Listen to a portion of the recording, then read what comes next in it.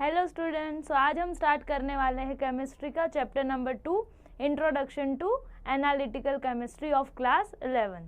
सो start करेंगे हम analytical chemistry से कि एनालिटिकल केमिस्ट्री होता क्या है, हम एनालिटिकल केमिस्ट्री में स्टडी क्या करेंगे। So first we will see what is analytical chemistry.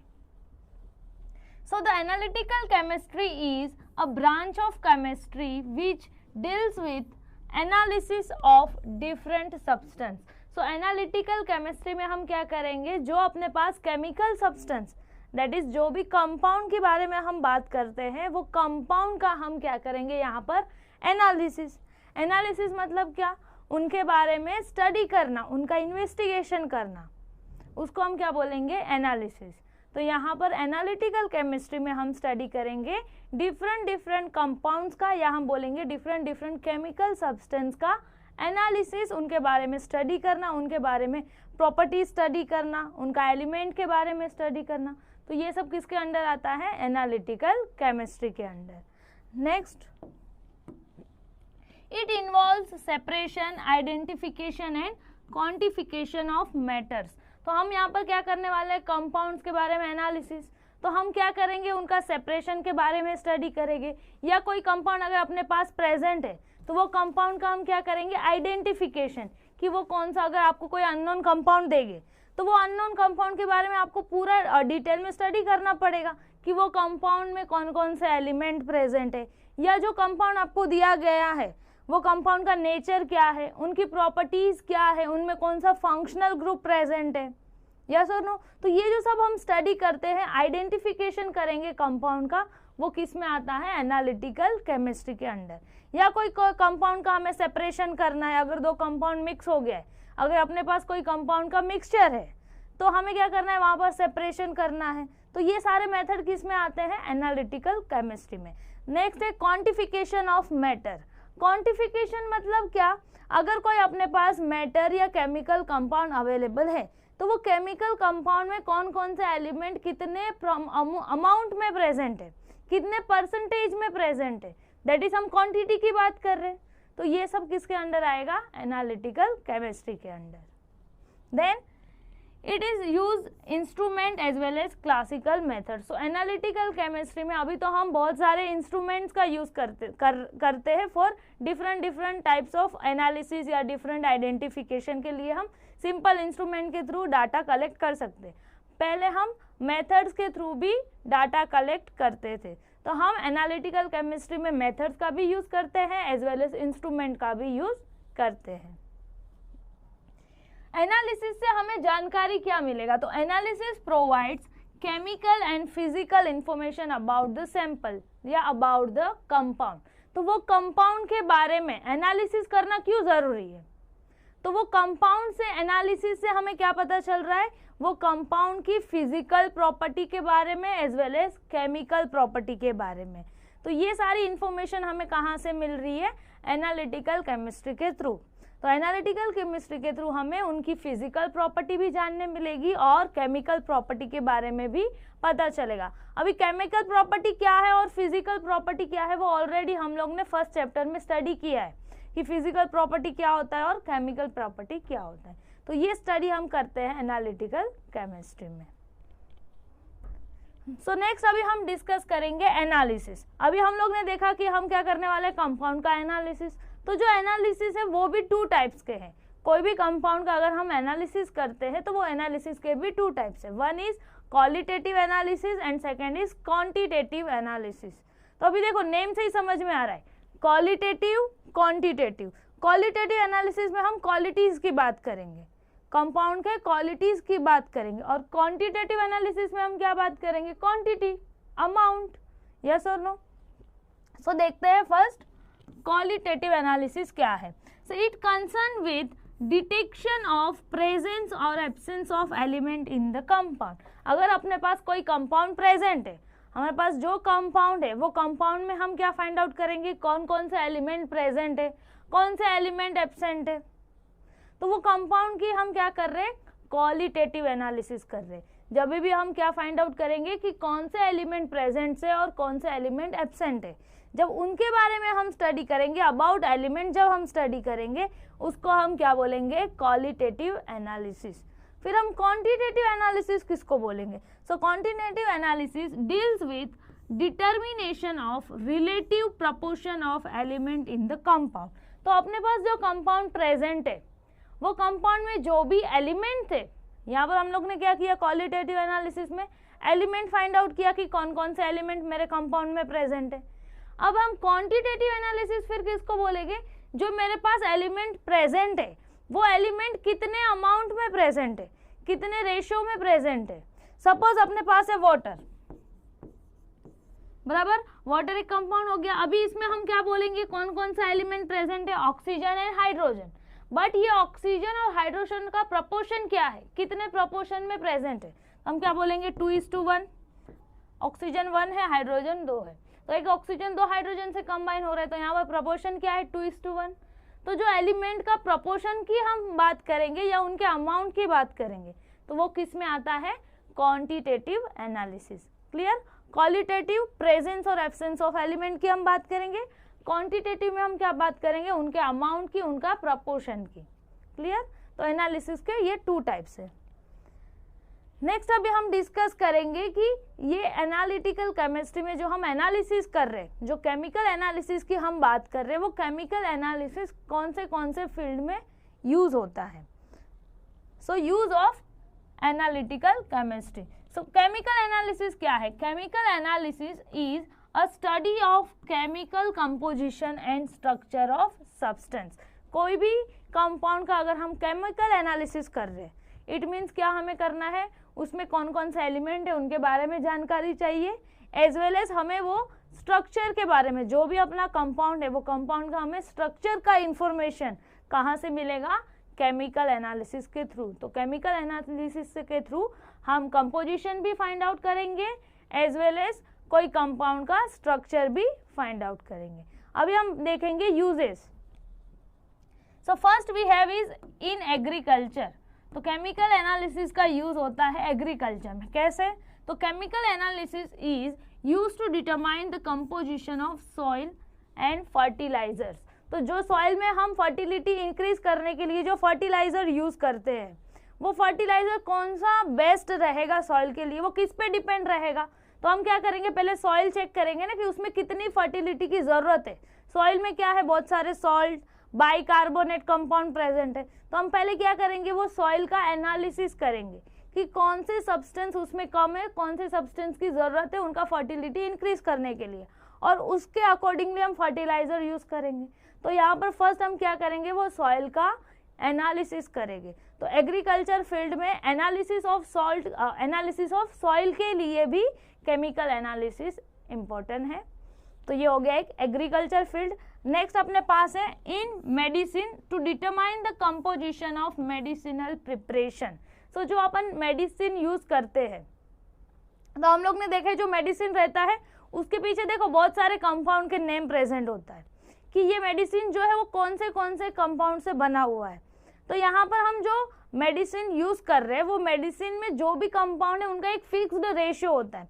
ऐसा नहीं है कि कोई भी कॉम्बिनेशन से हम लोग ने यूज किया। तो वहाँ पर क्या होता है, हर एक कंपाउंड का एक फिक्स्ड रेशियो में कॉम्बिनेशन किया जाता है और एक मेडिसिन प्रिपेयर किया जाता है।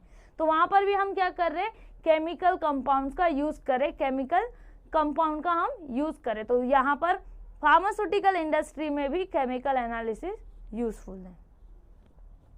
Then in forensic science as well as in industries में भी केमिकल एनालिसिस बहुत यूजफुल है। इंडस्ट्रीज में जैसे कि अगर हम बात करेंगे वाटर के बारे में, एनालिसिस ऑफ वाटर इंडस्ट्री में किया जाता है। एनालिसिस ऑफ वाटर हम क्या करते हैं, वाटर की प्योरिटी चेक करेंगे, क्लोरीन उसमें कितना अमाउंट में प्रेजेंट है, पीएच वैल्यू चेक करना। तो ये सब भी क्या है, किसके अंडर आता है, केमिकल एनालिसिस के थ्रू। यहाँ पर हम क्या कर रहे हैं, वाटर का analysis.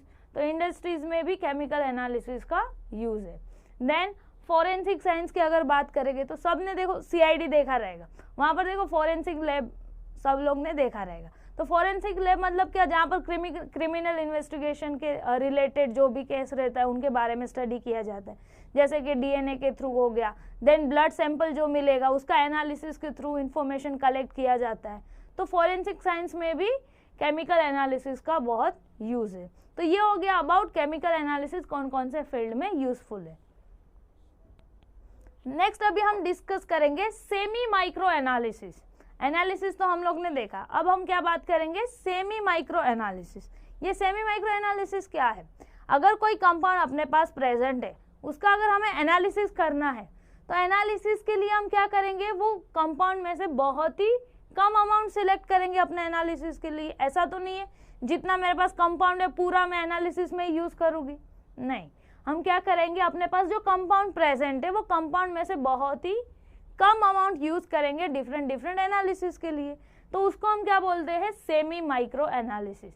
So semi micro analysis means what, amount of solid और liquid sample is in a few gram, the analysis is called semi micro analysis. तो जो भी सॉलिड और लिक्विड कंपाउंड का हम एनालिसिस कर रहे हैं, वो कंपाउंड का एनालिसिस के लिए हम कितना अमाउंट यूज कर रहे हैं, बहुत ही कम, that is called as semi micro analysis. Clear. तो सेमी माइक्रो एनालिसिस के भी टू टाइप्स हैं, qualitative as well as quantitative analysis.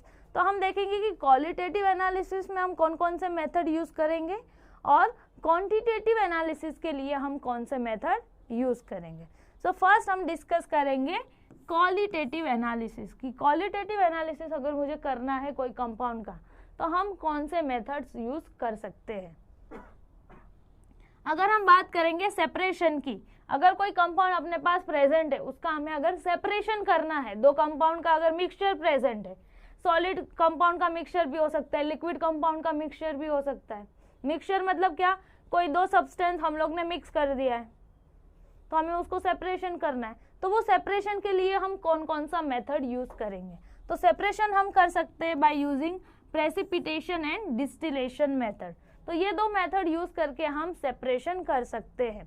अब प्रेसिपिटेशन मतलब क्या, प्रेसिपिटेशन मतलब इनसॉल्युबल पार्टिकल फॉर्म होना। अब ये इनसॉल्युबल पार्टिकल कैसे फॉर्म होगा, सपोज अपने पास है दो सॉलिड कंपाउंड, ठीक है, दो सॉलिड कंपाउंड है, दो सॉलिड कंपाउंड मिक्स कर दिया, तो अपने पास मिक्सचर फॉर्म हो गया। सपोज अपने पास था ए बी कंपाउंड, एक था मेरा ए सब्सटेंस और एक था बी सब्सटेंस, हम लोग ने क्या कर दिया, मिक्स कर दिया, तो अपने पास एक मिक्सचर बन गया ए बी मिक्सचर। अभी हम क्या करेंगे, ए बी सब्सटेंस को एक सुटेबल सॉल्वेंट में डिसॉल्व करेंगे। कंडीशन क्या है, ये दोनों में से कोई एक डिसॉल्व होना चाहिए और एक जो है वो इनसॉल्युबल होना चाहिए। तो हम ऐसा सॉल्वेंट सिलेक्ट करेंगे, वो सॉल्वेंट एक कंपाउंड को डिसॉल्व करेगा और दूसरा कंपाउंड जो है वो इनसॉल्युबल फॉर्म में ही सॉल्यूशन में प्रेजेंट रहेगा। तो हम ये ए बी मिक्सचर को क्या करेंगे, एक सॉल्वेंट में डिसॉल्व करेंगे। तो एक कंपाउंड जो सॉल्युबल होगा वो डिसॉल्व हो जाएगा, जो इनसॉल्युबल रहेगा वो क्या रहेगा, सॉलिड पार्टिकल के फॉर्म में ही एज इट इज सॉल्यूशन में प्रेजेंट रहेगा। तो जो सॉलिड पार्टिकल के फॉर्म में एज इट इज सॉल्यूशन में प्रेजेंट है, उसी को हम क्या बोलते हैं, प्रेसिपिटेशन। तो यहाँ पर अभी क्या हुआ, मेरा एक सब्सटेंस सॉल्वेंट में डिसॉल्व हो गया और एक सब्सटेंस जो इनसॉल्युबल था वो एज इट इज सॉलिड के फॉर्म में प्रेजेंट है। तो फिर हम वो दोनों को इजीली सेपरेट कर सकते हैं। तो ये हो गया प्रेसिपिटेशन मेथड। तो प्रेसिपिटेशन मेथड में हम क्या करते हैं, सॉलिड पार्टिकल के फॉर्म में, दैट इज इनसॉल्युबल पार्टिकल के फॉर्म में ही अपना सब्सटेंस सॉल्यूशन में प्रेजेंट रहेगा। और ये मेथड यूज करके हम कोई भी दो सॉलिड कंपाउंड को इजीली सेपरेट कर सकते हैं। कंडीशन क्या है, उसमें से एक कंपाउंड सॉल्युबल होना चाहिए और एक कंपाउंड इनसॉल्युबल होना चाहिए। नेक्स्ट हम यूज करेंगे डिस्टिलेशन मेथड। डिस्टिलेशन मेथड हम डिटेल में स्टडी करने वाले हैं चैप्टर नंबर 3 में। फिर भी हम देखते हैं डिस्टिलेशन मेथड होता क्या है। तो डिस्टिलेशन मेथड में हम क्या करेंगे, ये मोस्टली हम यूज करते हैं लिक्विड के लिए। जब दो लिक्विड का अगर मिक्स हो गया है, अपने पास दो लिक्विड है, दो लिक्विड का मिक्सचर प्रेजेंट है, तो उनको सेपरेट करने के लिए हम मोस्टली डिस्टिलेशन मेथड यूज करते हैं। और जो दो लिक्विड हम लोग ने मिक्स किए हैं, वो दोनों लिक्विड में कंडीशन क्या है, एक लिक्विड वॉलेटाइल होना चाहिए और एक नॉन वॉलेटाइल होना चाहिए। वॉलेटाइल मतलब क्या, जो इजीली नॉर्मल टेम्परेचर पे भी इवोपरेट हो जाएगा। नॉन वॉलेटाइल जिनको इवोपरेट या बॉयल होने के लिए ज़्यादा टाइम लगेगा। तो अपने पास क्या है, दो कंपाउंड है, लिक्विड कंपाउंड है, एक है वॉलेटाइल लिक्विड और एक है नॉन वॉलेटाइल लिक्विड, उनका मिक्सचर है। हम क्या करेंगे, उसको हीट करेंगे। हीट करेंगे तो क्या होगा, जो वॉलेटाइल कंपाउंड है, जो वॉलेटाइल लिक्विड है, मतलब वो इजीली बॉयल हो जाएगा नॉर्मल टेम्परेचर पे भी। सबसे पहले कौन बॉयल होगा, जो वॉलेटाइल कंपाउंड है, तो वो बॉयल होगा, इवोपरेट होना स्टार्ट होगा, वेपर फॉर्म करेगा। तो वो वेपर को हम क्या करेंगे, कलेक्ट कर लेंगे और वो वेपर को हम कूल डाउन करेंगे, और कूल डाउन करने के बाद हम वो दो लिक्विड को इजीली सेपरेट कर सकते हैं। तो हमने क्या किया, जो मेरा वॉलेटाइल कंपाउंड था वो इजीली इवोपरेट होना लगा, तो वो वेपर को हम लोग ने कूल डाउन किया। कूल डाउन करेंगे तो क्या होगा, वो वापस कंडेंस हो जाएगा। कंडेंस होगा मतलब कि वो लिक्विड में कन्वर्ट होगा ना वापस वेपर। जब हम वेपर को कूल डाउन करेंगे तो वो वापस लिक्विड में कन्वर्ट होगा, और वो कूल डाउन होने के बाद जो लिक्विड में कन्वर्ट हो रहा है वो लिक्विड को हम सेपरेट कर लेंगे, वो सेपरेटली हम कलेक्ट करेंगे। तो ऐसे हम दो लिक्विड को सेपरेट कर सकते हैं बाय डिस्टिलेशन मेथड। सो सेपरेशन के लिए हम ये दो टेक्निक यूज करते हैं। नेक्स्ट अगर हम बात करेंगे कोई कंपाउंड के आइडेंटिफिकेशन के बारे में, तो identification based on difference in colour, order, melting point और बॉइलिंग पॉइंट। अगर कोई कंपाउंड के बारे में हमें जानकारी चाहिए, उनके आइडेंटिफिकेशन करना है, तो वो आइडेंटिफिकेशन हम कौन से बेसिस पे कर सकते हैं, तो हम वो आइडेंटिफिकेशन कर सकते हैं on the basis of colour. Colour देख के हम उनका आइडेंटिफिकेशन कर सकते हैं, या तो फिर ऑर्डर से, या तो उनका मेल्टिंग पॉइंट मेजर करके, बॉइलिंग पॉइंट मेजर करके हम वो कंपाउंड का आइडेंटिफिकेशन, वो कंपाउंड का इंफॉर्मेशन निकाल सकते हैं। सो आइडेंटिफिकेशन के लिए हम ये टेक्निक यूज कर सकते हैं, और सेपरेशन के लिए प्रेसिपिटेशन, डिस्टिलेशन जैसा मेथड हम यूज करते हैं, और ये किसके अंडर आता है, क्वालिटेटिव एनालिसिस के अंडर। नेक्स्ट अभी हम बात करेंगे क्वांटिटेटिव एनालिसिस की। सो क्वांटिटी की हम बात करने वाले, बिकॉज नेम से ही समझ में आ रहा है, quantitative analysis. So quantitative analysis हम कौन सी मेथड यूज करेंगे, so it consisting of volumetric analysis and gravimetric analysis.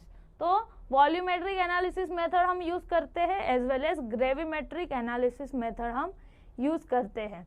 Volumetric analysis मतलब क्या, यहाँ पर हमारे पास जो भी कंपाउंड प्रेजेंट है, वो कंपाउंड का हम क्या करेंगे, पहले वॉल्यूम मेजर करेंगे, और फिर वो वॉल्यूम मेजर करने के बाद हम वो कंपाउंड का अमाउंट फाइंड आउट करेंगे।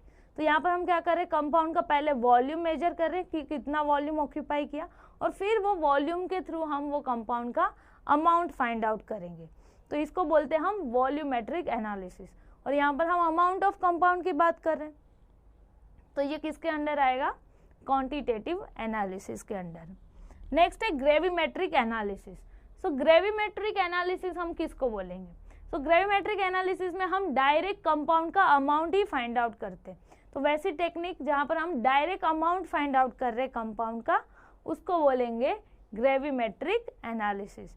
तो क्वांटिटेटिव एनालिसिस में हम वॉल्यूमेट्रिक एनालिसिस जैसा टेक्निक यूज करते हैं, या फिर ग्रेविमेट्रिक एनालिसिस यूज करते हैं कंपाउंड का अमाउंट फाइंड आउट करने के लिए। यहाँ पर हम वॉल्यूम फाइंड आउट करेंगे, या तो फिर कोई कंपाउंड का मास फाइंड आउट करेंगे। तो ये सारा जब हम मास की, वॉल्यूम की बात करते हैं, तो वो किस में आता है, क्वांटिटेटिव एनालिसिस में। क्लियर। नेक्स्ट अभी हम डिस्कस करेंगे chemical methods of qualitative analysis.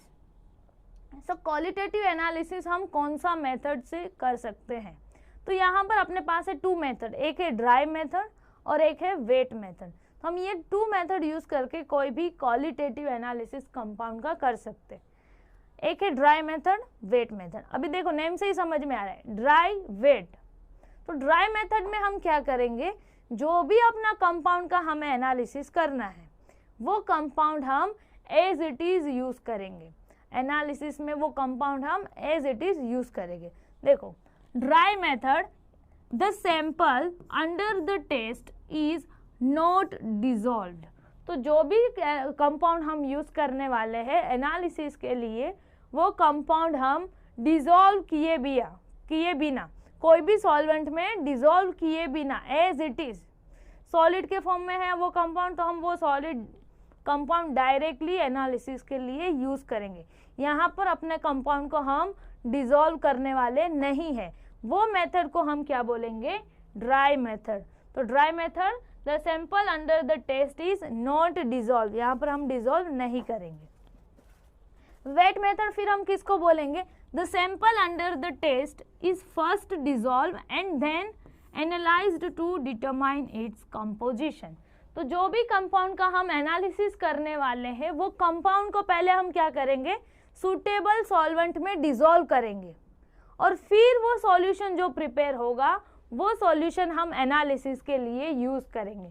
तो यहाँ पर फर्स्ट ऑफ ऑल हम क्या करेंगे, अपना जो भी कंपाउंड है, जो भी कंपाउंड का हमें एनालिसिस करना है वो कंपाउंड को पहले हम डिसॉल्व करेंगे और फिर वो सॉल्यूशन हम यूज करेंगे एनालिसिस के लिए। तो ये मेथड को हम क्या बोलेंगे, वेट मेथड। तो अपने पास टू मेथड है, या तो आप अपने कंपाउंड को डायरेक्ट यूज करोगे दैट इज ड्राई मेथड, या तो हम वो कंपाउंड को क्या करेंगे, पहले सॉल्वेंट में डिसॉल्व करेंगे और उसके बाद वो कंपाउंड का एनालिसिस करेंगे और उनके बारे में इंफॉर्मेशन कलेक्ट करेंगे। तो वो मेथड को हम क्या बोलेंगे, वेट मेथड। इजी, इसका स्क्रीनशॉट ले लो। सो ये हो गया about method. Next we have is methods of qualitative analysis. अभी तक हम वही केमिकल एनालिसिस की ही बात कर रहे हैं।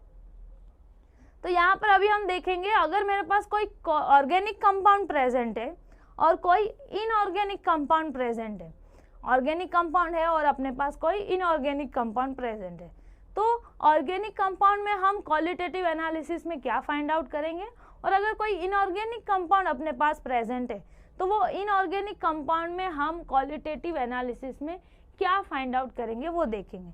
तो अगर हम बात करेंगे ऑर्गेनिक कंपाउंड की, तो ऑर्गेनिक कंपाउंड में मोस्टली कौन सा एलिमेंट प्रेजेंट रहेंगे, कोई भी कंपाउंड अगर हम ऑर्गेनिक कंपाउंड की बात करेंगे तो मोस्टली कार्बन, हाइड्रोजन, ऑक्सीजन, यही एलिमेंट की हम उनके ही बारे में हम इंफॉर्मेशन कलेक्ट करने वाले। सो फर्स्ट हम देखेंगे qualitative analysis of organic compound. अगर कोई ऑर्गेनिक कंपाउंड का हम क्वालिटेटिव एनालिसिस करेंगे तो हमें क्या इंफॉर्मेशन मिलेगा। सो it concern with detection of presence of these element. तो ऑर्गेनिक कंपाउंड का अगर हम क्वालिटेटिव एनालिसिस कर रहे हैं तो हम क्या फाइंड आउट करना चाह रहे हैं, वो ऑर्गेनिक कंपाउंड जो है वो ऑर्गेनिक कंपाउंड में कौन कौन से एलिमेंट प्रेजेंट है और कौन से एलिमेंट एब्सेंट है। तो यहाँ पर हम क्या कर रहे हैं, डिटेक्शन ऑफ एलिमेंट। तो मेरे पास जो कंपाउंड है उसमें कौन सा एलिमेंट प्रेजेंट है, तो वो किसके अंडर आता है, क्वालिटेटिव एनालिसिस। या तो फिर हम identification of organic compound involves test such as detection of functional group, determination of melting and boiling point. या तो फिर हम क्या करेंगे, जो भी कंपाउंड अपने पास प्रेजेंट है वो कंपाउंड में कौन सा फंक्शनल ग्रुप प्रेजेंट है उसके बारे में इंफॉर्मेशन कलेक्ट करेंगे, या तो हम वो कंपाउंड का मेल्टिंग पॉइंट और फ्रीजिंग पॉइंट या बॉइलिंग पॉइंट की बात करेंगे। तो ऑर्गेनिक कंपाउंड में हम कौन कौन से टेस्ट यूज करते हैं, कौन कौन सा एनालिसिस करेंगे, तो हम फंक्शनल ग्रुप फाइंड आउट करेंगे, या तो हम वो कंपाउंड का मेल्टिंग पॉइंट क्या है, बॉइलिंग पॉइंट क्या है वो फाइंड आउट करेंगे, या तो वो कंपाउंड में कौन से एलिमेंट प्रेजेंट है। ये सारा इंफॉर्मेशन हम कलेक्ट करते हैं ऑर्गेनिक कंपाउंड के लिए जब हम बात करेंगे क्वालिटेटिव एनालिसिस की। अभी हम बात करेंगे inorganic compound. So the qualitative analysis of inorganic compound, जब हम इनऑर्गेनिक कंपाउंड की बात करेंगे तो उसमें हम क्या फाइंड आउट करेंगे। So the determination and confirmation of cationic and anionic species. तो जो भी मेरा इनऑर्गेनिक कंपाउंड है वो इनऑर्गेनिक कंपाउंड में कौन सा कटायोनिक स्पेसिस प्रेजेंट है और कौन सा अनायन प्रेजेंट है, कौन सा पार्ट है जो पॉजिटिव चार्ज है, कौन सा पार्ट है जो नेगेटिव चार्ज है, दैट इज कौन कटायन है और कौन अनायन स्पेसिस प्रेजेंट है, वो हम जब डिटेक्ट करते हैं तो वो किसके लिए करते हैं, मोस्टली इनऑर्गेनिक कंपाउंड्स के लिए। सो क्वालिटेटिव एनालिसिस अगर हमें इनऑर्गेनिक कंपाउंड का करना है तो वहाँ पर हम उनके कटायनिक स्पेसिस और अनायनिक स्पेसिस फाइंड आउट करते हैं। जैसे हम ऑर्गेनिक कंपाउंड में क्या कर रहे थे, एलिमेंट डिटेक्ट कर रहे थे, फिर उनका मेल्टिंग पॉइंट मेजर कर रहे थे, बॉइलिंग पॉइंट की बात कर रहे थे, या तो फिर हम उसके फंक्शनल ग्रुप की बात कर रहे थे। सेम अगर कोई इनऑर्गेनिक कंपाउंड अगर अपने पास प्रेजेंट है तो उनका एनालिसिस में हम क्या करते हैं, उनका कटायनिक और अनायनिक स्पेसिस फाइंड आउट करते हैं। तो ये तो हो गया qualitative analysis of organic compound और इनऑर्गेनिक कंपाउंड के लिए। नेक्स्ट अभी हम डिस्कस करेंगे क्वांटिटेटिव एनालिसिस। सो नेक्स्ट अभी हम बात करेंगे क्वांटिटेटिव एनालिसिस। अगर हम ऑर्गेनिक कंपाउंड का करेंगे और इनऑर्गेनिक कंपाउंड का करेंगे तो क्या फाइंड आउट करेंगे। सेम जैसे हम लोग ने क्वालिटेटिव एनालिसिस ऑर्गेनिक और इनऑर्गेनिक कंपाउंड के लिए देखा, अभी हम क्वांटिटेटिव एनालिसिस देख रहे हैं ऑर्गेनिक और इनऑर्गेनिक कंपाउंड के लिए। So quantitative analysis of organic compound, so the determination of percentage of constituent element. तो देखो क्वालिटेटिव एनालिसिस में हम क्या कर रहे थे, ऑर्गेनिक कंपाउंड के लिए कौन सा एलिमेंट प्रेजेंट है, कौन सा एलिमेंट एब्सेंट है, that is detection of element हम कर रहे थे। अब जो एलिमेंट प्रेजेंट है वो एलिमेंट कितने अमाउंट में प्रेजेंट है, कितने परसेंटेज में प्रेजेंट है, वो फाइंड आउट करेंगे। तो उसको हम क्या बोलेंगे, quantitative analysis of organic compound. तो क्वांटिटेटिव एनालिसिस में हम क्या कर रहे हैं, percentage of element find out करेंगे और concentration of non compound in the given sample. तो जो भी अपने पास सैंपल या कंपाउंड प्रेजेंट है वो कंपाउंड में कितना कॉन्सेंट्रेशन प्रेजेंट है, वो कंपाउंड का कितना कॉन्सेंट्रेशन प्रेजेंट है, वो हम फाइंड आउट करते हैं क्वांटिटेटिव एनालिसिस में। तो हम concentration of compound find out करते हैं या तो फिर हम percentage of element find out करते हैं ऑर्गेनिक कंपाउंड का क्वांटिटेटिव एनालिसिस में। नेक्स्ट अभी हम डिस्कस करेंगे इनऑर्गेनिक कंपाउंड के लिए। तो इनऑर्गेनिक कंपाउंड में हम यूज करेंगे ग्रेविमेट्रिक एनालिसिस, टाइट्रोमेट्रिक और वॉल्यूमेट्रिक एनालिसिस। देखो ये हम लोग ने ऑलरेडी डिस्कस किया। ग्रेविमेट्रिक एनालिसिस क्या था, तो हम mass that is amount of compound calculate करेंगे, जो भी मेरा इनऑर्गेनिक कंपाउंड है उसमें कितना अमाउंट में प्रेजेंट है, तो वो आएगा ग्रेविमेट्रिक एनालिसिस में। वॉल्यूमेट्रिक एनालिसिस उसको ही हम टाइट्रोमेट्रिक एनालिसिस भी बोलते हैं। यहाँ पर हम क्या करेंगे, पहले वो सॉल्यूशन का वॉल्यूम मेजर करेंगे और फिर उसका अमाउंट कैलकुलेट करेंगे। तो ये मेथड यूज होता है for inorganic compound. Clear, screenshot लेके रखो इसका भी। सो नेक्स्ट अभी हम डिस्कस करेंगे साइंटिफिक नोटेशन। सो अभी जो हम पार्ट डिस्कस कर रहे हैं साइंटिफिक नोटेशन, ये रिड्यूस सिलेबस है बट ये हमें स्टडी करना इम्पोर्टेंट है, बिकॉज जब भी हम कोई मैथ्स के रिलेटेड प्रॉब्लम्स भी सॉल्व करते हैं तो उसमें ये कैलकुलेशन कैसे होता है ये पार्ट इसमें दिया गया है, तो ये हम लोग ले रहे, बट एक्चुअली में ये रिड्यूस सिलेबस है। तो अब हम बात करने वाले हैं साइंटिफिक नोटेशन की। तो साइंटिफिक नोटेशन मतलब क्या, अगर कोई भी हम केमिस्ट्री में नंबर्स की बात करेंगे, देखो हम लोग ने स्टडी किया है एवोगैड्रो नंबर। तो एवोगैड्रो नंबर कितना बड़ा नंबर है, एक्चुअली में अगर हम बात करेंगे तो एवोगैड्रो नंबर ये है। देखो फर्स्ट चैप्टर में हम लोग ने डिस्कस किया है एवोगैड्रो नंबर के बारे में। तो एवोगैड्रो नंबर में देखोगे तो 6022 और उसके बाद बहुत सारे जीरो प्रेजेंट है। तो अगर सोचो ये वाले नंबर का हमें एडिशन करना हो या सब्ट्रैक्शन करना हो, मल्टीप्लिकेशन करना हो, तो बहुत ही डिफिकल्ट हो जाएगा ना ऐसा नंबर को हैंडल करना, कंटिन्यू बार बार उसको अगर यूज करें तो लिखना पड़ेगा। तो इन दैट केस ये बहुत ही ट्रिकी भी हो जाता है और टीडियस भी हो जाता है ना स्टडी करने में, उनको बार बार लिखने में, उनका कैलकुलेशन करने में। तो हम क्या करेंगे, ये जो बड़े बड़े नंबर है उसको हम सिंपल वे में कैसे लिख सकते हैं, तो एक मेथड यूज करेंगे और उसके वो मेथड के थ्रू हम ये बड़े नंबर को क्या करेंगे, सिंपल वे में कन्वर्ट करेंगे, ताकि हमें वो कैलकुलेशन करने में भी इजी हो जाए। जैसे कि अगर हम बात करेंगे मास ऑफ हाइड्रोजन एटम, तो देखो कितना बड़ा नंबर है। सो ये जो नंबर्स है उनको हम क्या करेंगे, सिंपल वे में कैसे लिख सकते हैं, उसके लिए एक मेथड यूज करते हैं और वो मेथड को हम बोलते हैं साइंटिफिक नोटेशन। तो साइंटिफिक नोटेशन के थ्रू हम ये नंबर्स को क्या करेंगे, सिंपल वे में कन्वर्ट करेंगे। तो साइंटिफिक नोटेशन के लिए एक रूल है, तो रूल क्या है, n into 10 to the power n। अभी देखो एक है कैपिटल N और एक है स्मॉल n। जो 10 का पावर में प्रेजेंट है वो है अपना स्मॉल n। अब ये जो कैपिटल N है, ये कैपिटल N क्या है, द नंबर बिटवीन 1 to 10। तो जो कैपिटल N का वैल्यू है वो किसके बीच में होना चाहिए, 1 से लेके 10 के बीच में। और जो अपने पास पावर में n प्रेजेंट है, जो पावर में n प्रेजेंट है वो क्या है, अपना एक्सपोनेंट, और उसकी वैल्यू पॉजिटिव भी हो सकती है और नेगेटिव भी हो सकती है। तो ये जो बड़े बड़े नंबर्स अपने पास प्रेजेंट है, ये नंबर्स को हम किस में कन्वर्ट करेंगे, n into 10 to the power n का फॉर्मूला में।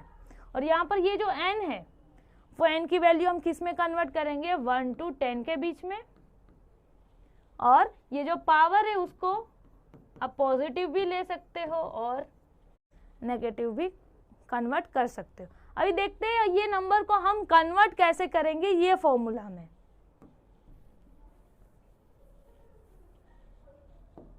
तो यहाँ पर अगर ये नंबर हम देखेंगे तो 6022 के बाद कितने जीरो है, 20 जीरो है। तो हमें क्या करना है, ये फॉर्मूला के फॉर्म में उसको कन्वर्ट करना है। तो ये फॉर्मूला के फॉर्म में अगर हमें कन्वर्ट करना है तो n का वैल्यू हमें चाहिए 1 से 10 के बीच में।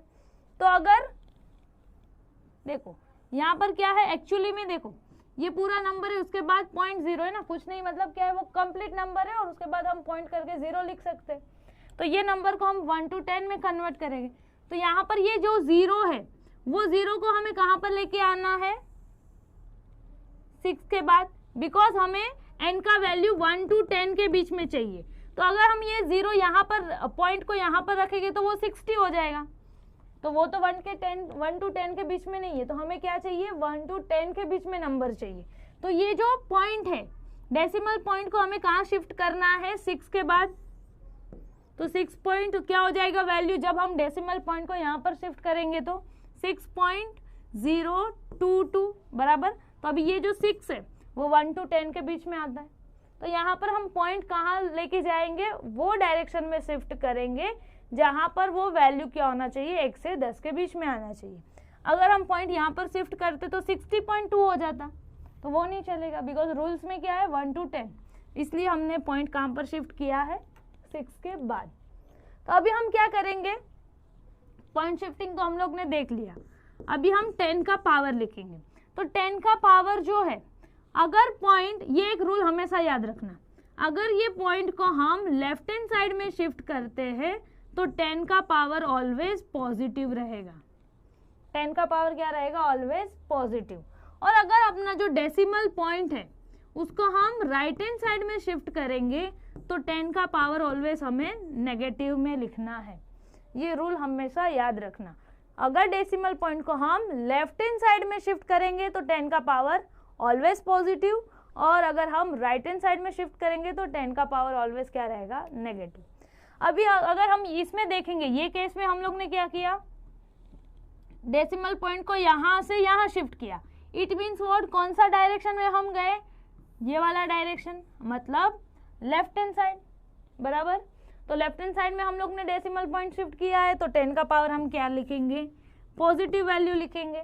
और अब पॉजिटिव वैल्यू में क्या रहेगा, तो हम लोग क्या काउंट करेंगे कि मैंने कितने डिजिट से मेरा पॉइंट शिफ्ट किया है।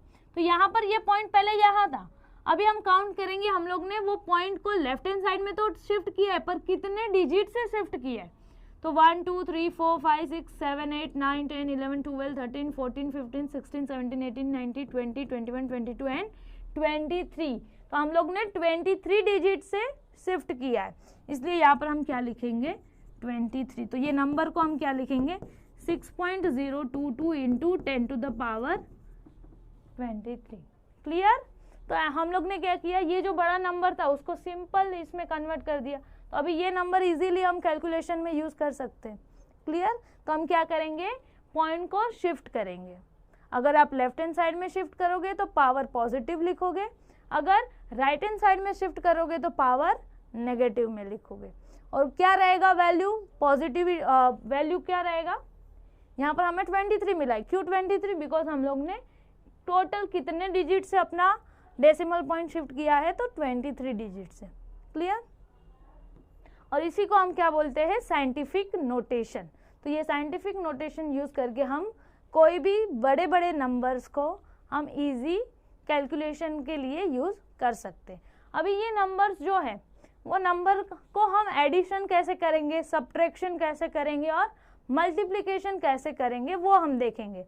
कि अगर मेरे पास एक्सपोनेंशियल फॉर्म में कोई नंबर प्रेजेंट है, उसका अगर मुझे एडिशन करना है या सब्ट्रैक्शन करना है या मल्टीप्लिकेशन करना है, तो वो हम कैसे करेंगे, वो अभी हम स्टडी करेंगे। सो फर्स्ट हम देखेंगे एडिशन करेंगे, एडिशन कैसे करेंगे और सब्ट्रैक्शन कैसे करेंगे। तो यहाँ पर अपने पास फर्स्ट है 10 टू द पावर 4 और यहाँ पर सेकेंड नंबर में 10 टू द पावर 3। तो फर्स्ट हम एडिशन और सब्ट्रैक्शन के लिए रूल क्या है, तो जो भी नंबर का हम एडिशन और सब्ट्रैक्शन करेंगे वो दोनों भी नंबर का 10 का पावर वैल्यू जो है वो सेम होना चाहिए। तो यहाँ पर देखो एक का वैल्यू है 10 टू द पावर 4 और यहाँ पर एक नंबर का है 10 टू द पावर 3। तो पहले हम क्या करेंगे, दोनों को सेम करेंगे और उसके बाद ही हम एडिशन करेंगे। Same rule is applicable for subtraction. Subtraction अगर हमें कोई दो नंबर का करना है तो सेम, पहले हमें क्या करना पड़ेगा, 10 का पावर सेम करना पड़ेगा, फिर ही वो हम दो नंबर का सब्ट्रैक्शन कर सकते हैं। तो फर्स्ट हम देखेंगे एडिशन के लिए। तो यहाँ पर है अपने पास 5.5 इंटू 10 टू द पावर 4 और 6.95 इंटू 10 टू द पावर 3। तो आप क्या कर सकते हो, 3 को 4 में कन्वर्ट कर सकते हो या 4 को 3 में। आप अगर 4 को 3 में कन्वर्ट करोगे तो इसको 10 to the power 3 as it is रखो और 4 को 3 में कन्वर्ट करो, या तो आप क्या करोगे, ये जो 3 है उसको 4 में कन्वर्ट करोगे। तो आप दोनों भी में से कोई भी एक को कन्वर्ट कर सकते हो। तो अपन क्या करते हैं, 10 टू द पावर 3 को हम 4 में कन्वर्ट करते हैं। तो अगर मेरे पास ऑलरेडी 10 टू द पावर 3 है, अब मुझे इसको क्या करना है, 10 टू द पावर 4 में कन्वर्ट करना है, बराबर। तो 3 को 4 में कन्वर्ट करना है, मतलब हमें 3 में क्या करना पड़ेगा, 1 ऐड करना पड़ेगा ना। 10 टू द पावर 3 में हमें क्या करना पड़ेगा, 1 ऐड करना पड़ेगा, तभी वो 10 टू द पावर 4 होगा, यस और नो। तो यहाँ पर हमें क्या करना पड़ेगा, 10 टू द पावर 1 ऐड करना पड़ेगा।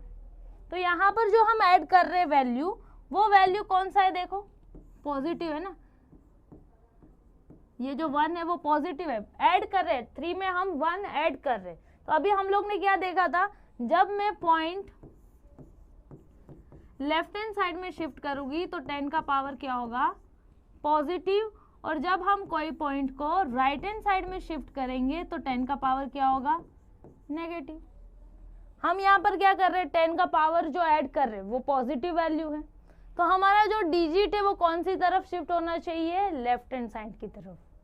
तो यहाँ पर हम पॉइंट जो है 6.95 इंटू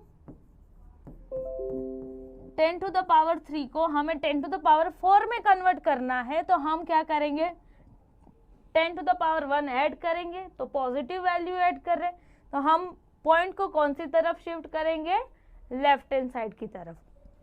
तो यहाँ पर ये पॉइंट यहाँ पर था, अब ये पॉइंट को हम क्या करेंगे, लेफ्ट हैंड साइड में शिफ्ट करेंगे। कितने डिजिट से शिफ्ट करेंगे, तो हम लोग ने कितना ऐड किया है, ओनली 1, तो अपना डिजिट भी हम कितना नंबर से शिफ्ट करेंगे, 1 से। तो यहाँ पर वैल्यू क्या हो जाएगा, 0.695। देखो यहाँ पर था पहले, हम लोग ने क्या किया, पॉइंट को लेफ्ट हैंड साइड में शिफ्ट किया, यहाँ पर शिफ्ट किया। देखो सिर्फ एक ही डिजिट से शिफ्ट किया है, बिकॉज हम लोग ने 3 में 1 ऐड किया था। अगर आप लोग 2 ऐड करोगे तो आपको ये डिजिट 2 नंबर से शिफ्ट करना पड़ेगा। तो आप जो भी नंबर ले रहे हो उतना डिजिट आपको शिफ्ट करना है, क्लियर। तो यहाँ पर हमें वैल्यू क्या मिलेगा, 0.695 इंटू 10 टू द पावर 4। तो हमने क्या किया, पहले 10 टू द पावर 3 को 4 में कन्वर्ट किया, अभी दोनों का पावर सेम हो गया, तो अब हम एडिशन कर सकते हैं। तो यहाँ पर देखो अपने पास है 5.55 into 10 to the power 4 plus, अभी हम ये वैल्यू लिखेंगे बिकॉज यहाँ पर भी देखो पावर अभी सेम है, plus 0.695 into 10 to the power 4। अब ये दोनों नंबर का हम एडिशन इजीली कर सकते हैं। तो 5.55 प्लस क्या है 0.695 इंटू, देखो यहाँ पर भी 10 टू द पावर 4 है, यहाँ पर भी 10 टू द पावर 4 है, तो उसको हम क्या करेंगे, कॉमन निकालेंगे। सो 10 टू द पावर 4। अब ये दोनों नंबर को ऐड कर लो, क्या मिलेगा 0.695।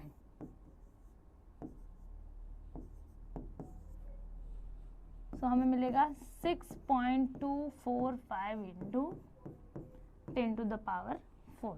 तो ऐसे आप एडिशन कर सकते हो। नेक्स्ट है अपने पास सब्ट्रैक्शन। तो सब्ट्रैक्शन में वैल्यू है 3.5 इंटू 10 टू द पावर -2 और एक वैल्यू है 5.8 इंटू 10 टू द पावर -3। तो यहाँ पर भी देखो सेम ही रूल है जैसे हम लोग ने एडिशन में देखा, पावर हमें सेम करना पड़ेगा। तो आप -2 को -3 में कन्वर्ट कर सकते हो, या तो आप -3 को -2 में कन्वर्ट कर सकते हो। तो अभी हम क्या करेंगे, कोई भी आप कर सकते हो, -2 को हम -3 में कन्वर्ट करेंगे।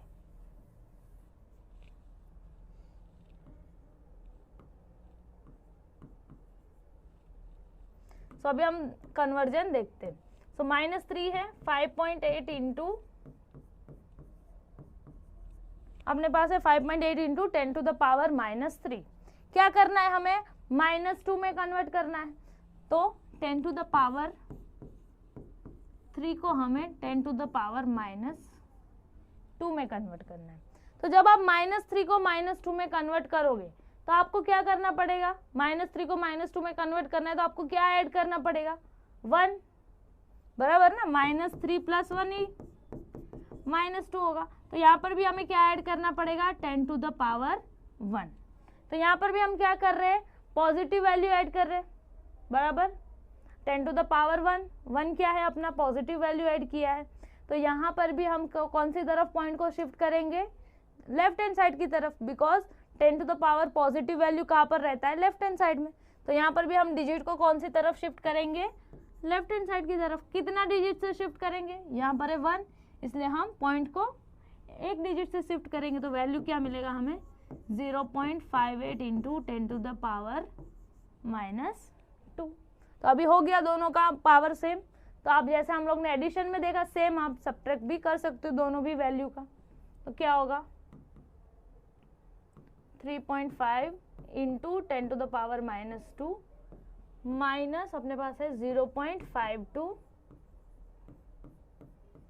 Into 10 to the power -2।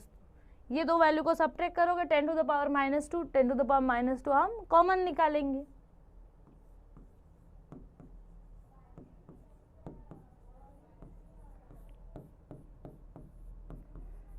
तो ये दो वैल्यू को सब्ट्रैक्ट करेंगे, वैल्यू मिलेगा और 10 टू द पावर -2। ये तो हो गया, हम लोग ने -3 को -2 में कन्वर्ट किया था। अभी हम क्या करते हैं, -2 को -3 में कन्वर्ट करते हैं। तो जब हम -2 को -3 में कन्वर्ट करेंगे तो देखते क्या होता है।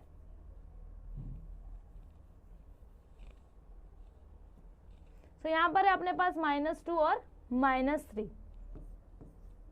तो वैल्यू है 3.5 इंटू 10 टू द पावर -2।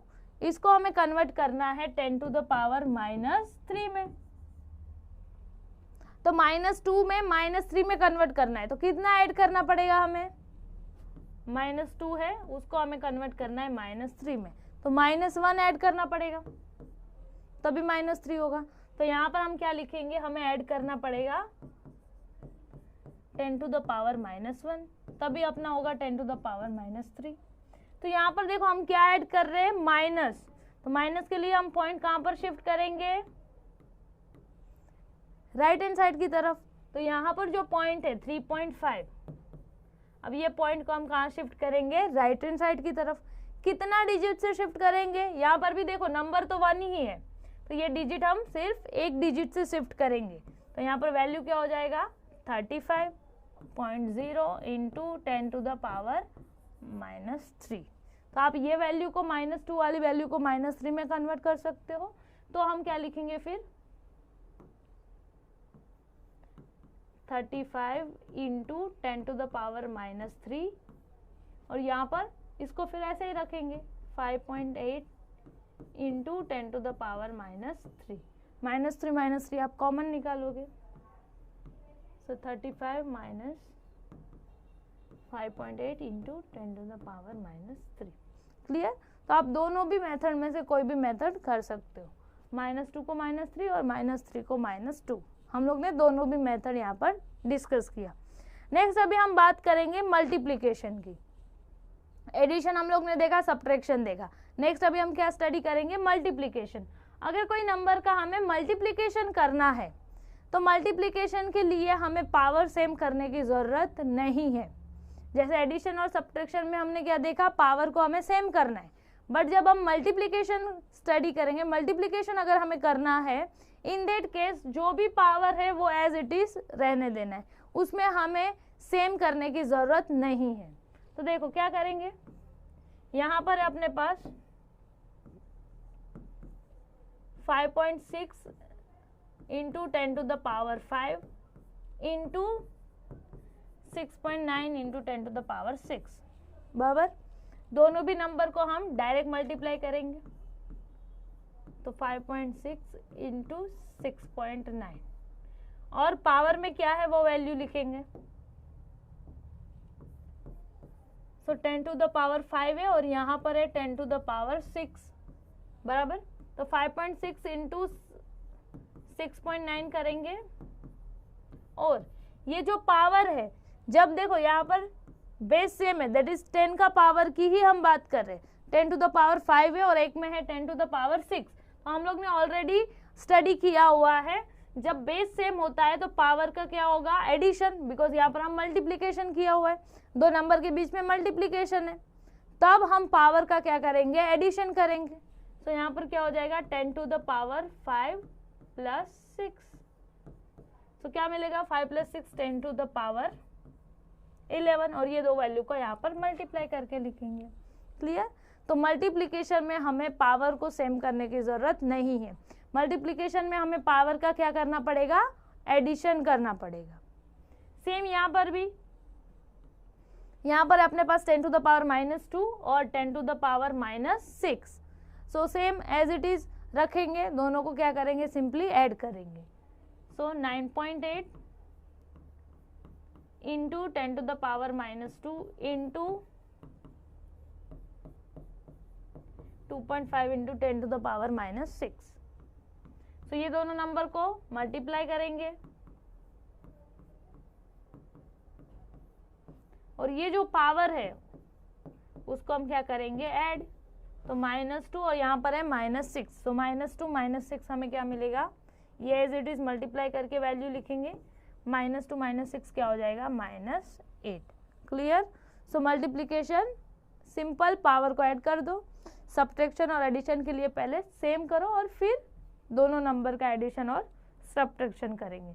तो ये हो गया साइंटिफिक नोटेशन, और वो साइंटिफिक नोटेशन वाले जो नंबर है उनका हम एडिशन, मल्टीप्लिकेशन एंड सब्ट्रैक्शन कैसे करेंगे।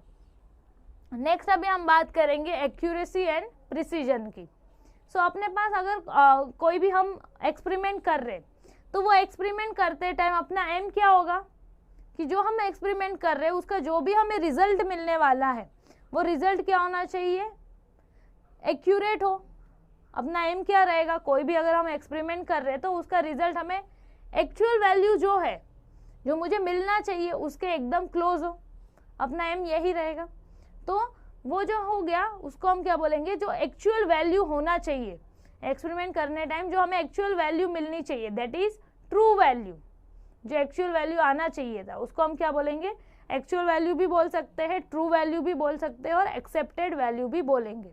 तो ये तीनों का मीनिंग सेम ही है, जो हमें रिजल्ट मिलना चाहिए था, जो उसकी एक्चुअल वैल्यू होनी चाहिए थी, उसको हम क्या बोलेंगे, एक्सेप्टेड वैल्यू, ट्रू वैल्यू और एक्चुअल वैल्यू। तो फिर ये एक्यूरेसी क्या है और प्रिसीजन क्या है। सो अपन जो भी एक्सपेरिमेंट कर रहे हैं वो एक्सपेरिमेंट में हमारा एम तो है एक्चुअल वैल्यू को क्लोज जाने का, जितना हो सके उतना हम एक्चुअल वैल्यू को क्लोज में जाने का ट्राई करेंगे। तो जो भी हमें वैल्यू मिलेगा, जो भी हमारा वैल्यू रहेगा उसको हम क्या बोलेंगे, ऑब्जर्व्ड वैल्यू, और जो होना चाहिए था actual value that is true value, और जो हमें मिलेगा उसको हम बोलेंगे ऑब्जर्व्ड वैल्यू। तो जो अपनी ऑब्जर्व्ड वैल्यू है वो ट्रू वैल्यू को, एक्चुअल वैल्यू को कितना क्लोज है उसको हम बोलेंगे एक्यूरेसी, कि हमारा जो रिजल्ट मिला है वो कितना एक्यूरेट है। तो वो कैसे बोलेंगे हमारा रिजल्ट एक्यूरेट है, तो जितना अपना ऑब्जर्व्ड वैल्यू ट्रू वैल्यू को क्लोज रहेगा उसको हम बोलेंगे एक्यूरेसी। तो एक्यूरेसी का डेफिनेशन हम क्या बोलेंगे, accuracy is closeness of the measurement to a actual value. So जो भी एक्चुअल वैल्यू होनी चाहिए थी उसका एक्चुअल वैल्यू से अपना ऑब्जर्व्ड वैल्यू, जो हमें वैल्यू मिला है वो कितना क्लोज है, दैट इज एक्यूरेसी। जितना अपना वैल्यू क्लोज रहेगा उतना अपना रिजल्ट एक्यूरेट रहेगा, दैट इज एक्यूरेसी। अभी हम बात करेंगे प्रिसीजन की। तो फिर ये प्रिसीजन क्या है। सो कोई भी अगर हम एक्सपेरिमेंट करते हैं तो उसमें जो भी रिजल्ट या हमें ऑब्जर्वेशन मिलते हैं वो ऑब्जर्वेशन हम मल्टीपल टाइम्स लेते हैं। ऐसा नहीं है कि हम लोग ने एक ही बार वो रिजल्ट ले लिया और उसी को हम लोग ने कंफर्म कर दिया। हम क्या करते हैं, चेक करने के लिए, ट्रायल एंड एरर के लिए, देखो हम कोई भी रीडिंग को 3 से 4 बार लेते हैं, यस और नो, ताकि हमें पता चले कि हमको जो वैल्यू मिल रहा है वो एक्चुअली में वही मिल रहा है कि नहीं। तो हम क्या करेंगे, 3 to 4 times same experiment repeat करेंगे और वो रीडिंग लेंगे। तो वो जो हमें 3 से 4 बार रीडिंग मिलेगी, वो वैल्यू कितने आपस में क्लोज है, उसको हम क्या बोलेंगे, प्रिसीजन। तो प्रिसीजन क्या है, हम जो रीडिंग ले रहे हैं 3 से 4 बार, वो रीडिंग कितने क्लोज है आपस में। तो जितने क्लोज रहेगी उतना हम क्या बोलेंगे, हम लोग ने प्रिसाइजली काम किया है, तो उतना प्रिसीजन वैल्यू ज्यादा रहेगा।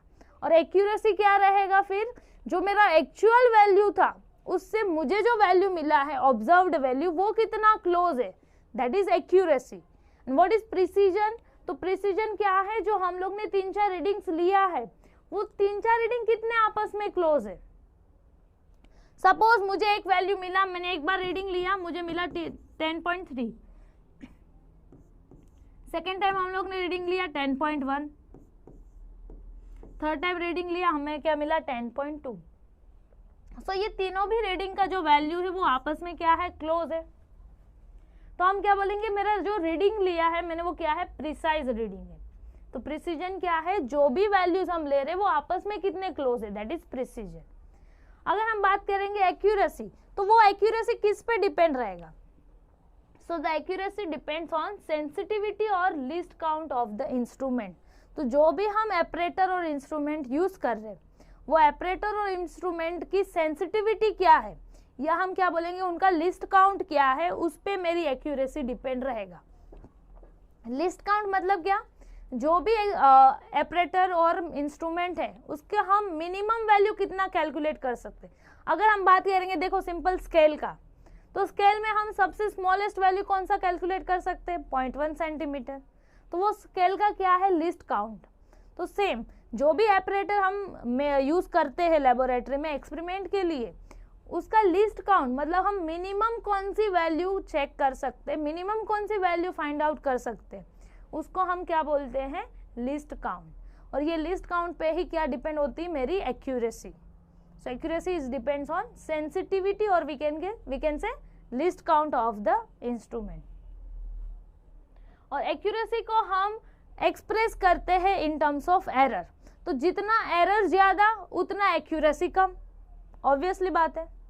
एक्यूरेसी कब बढ़ेगा, जब अपना एरर कम रहेगा। जो भी हम एक्सपेरिमेंट कर रहे हैं उसमें एक्यूरेसी कब बढ़ेगा, जब अपनी ऑब्जर्व्ड वैल्यू ट्रू वैल्यू को क्लोज रहेगी। और वो कब रहेगा, जब अपन जो एरर जो भी एक्सपेरिमेंट करें उसमें एरर कम रहेगा। अभी ये एरर क्या है, एरर के भी बहुत टाइप्स है। पर्सनल एरर भी हो सकता है, इंस्ट्रूमेंटल एरर भी हो सकता है। कभी कभी कोई इंस्ट्रूमेंट में प्रॉब्लम है उससे एरर आ सकता है।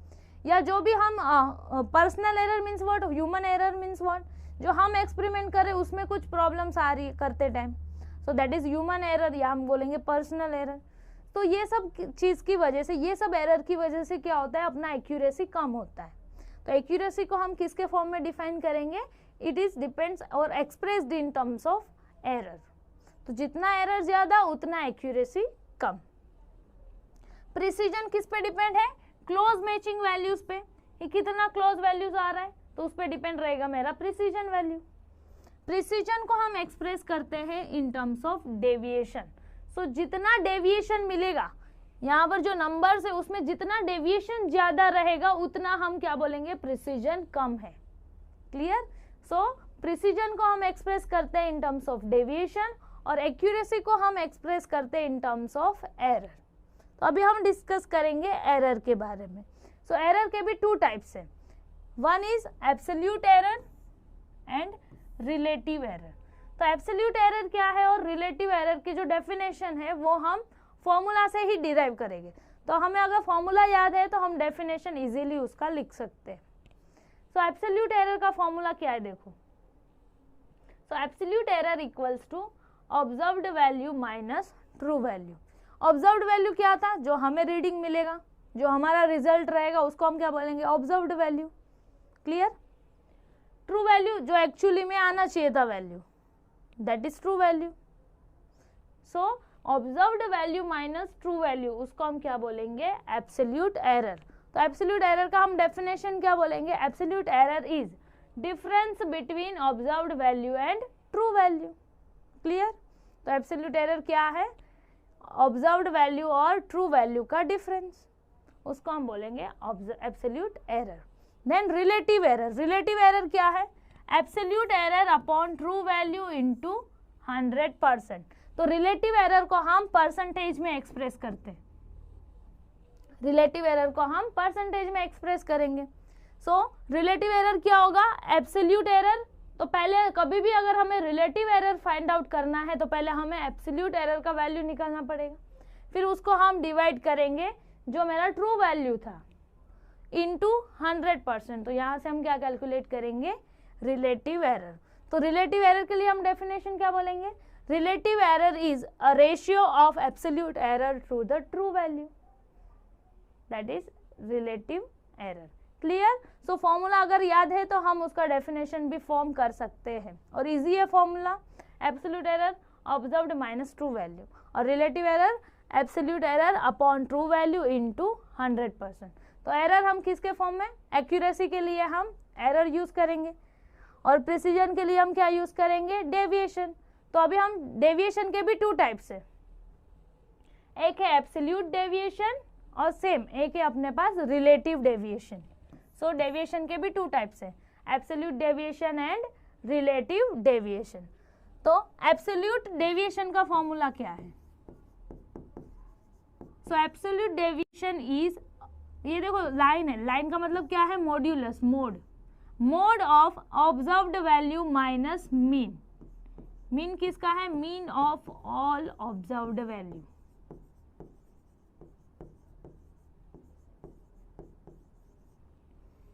सो एब्सोल्यूट डेविएशन हम कैसे कैलकुलेट करेंगे, तो वैल्यू को हम मोड में लिखेंगे, मोड क्यों लिखते हैं वो हम देखेंगे।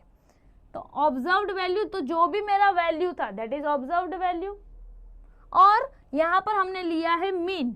मीन हम किसका लेंगे, तो यहाँ पर हम लोग ने 3/4 रीडिंग लिए रहेंगे ना, तो हमें हमारे पास क्या है, 3 से 4 ऑब्जर्व्ड वैल्यू है, तो उनका हम क्या करेंगे, मीन निकालेंगे, और हर एक ऑब्जर्व्ड वैल्यू माइनस मीन करके हम एब्सोल्यूट डेविएशन निकालेंगे।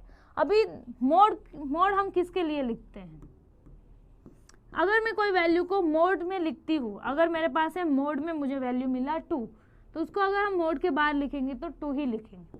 अगर मेरे पास है मोड में वैल्यू 3, तो मोड के बाहर भी वो +3 में ही रहेगा। अगर मेरे पास है मोड में वैल्यू -4, तो उसको जब मैं बाहर लिखूंगी तो वो भी क्या हो जाएगा, प्लस।